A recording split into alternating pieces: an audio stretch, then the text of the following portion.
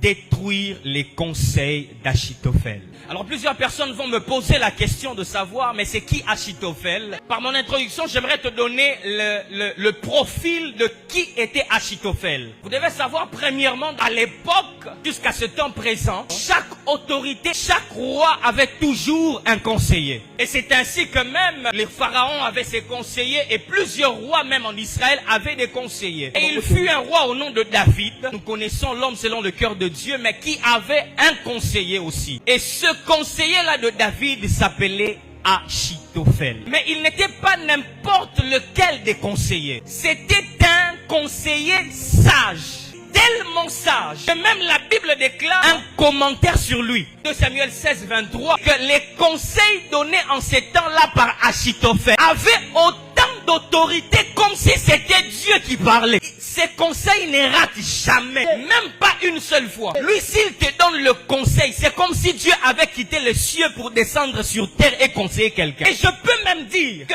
Achitophel, à cause de cela, était influent sur le règne de David. Parce que ses conseils ne rataient jamais. Et je peux même dire, si David ne consultait pas Dieu, David consultait Achitophel. Il était même le témoin de chaque succès et victoire de David. De chaque réussite de David. Je suis en train de t'expliquer qui est Achitophel. Achitophel était très important pour le leadership de David. Si David était un bon leader, c'est parce qu'il avait Achitophel à côté de lui.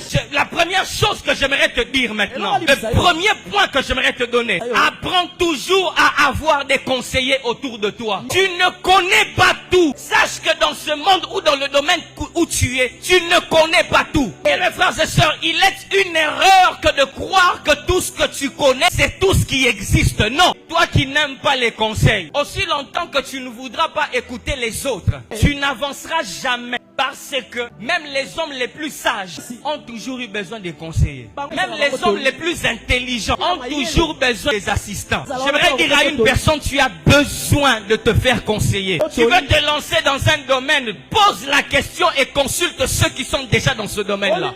Apprends à avoir des conseillers. Mais pas n'importe quel conseiller. Autour de toi, sache avoir des conseillers qui peuvent donner des conseils comme si Dieu était sur terre. Apprends à avoir des conseillers et des personnes qui peuvent te conseiller comme si Dieu était sur terre.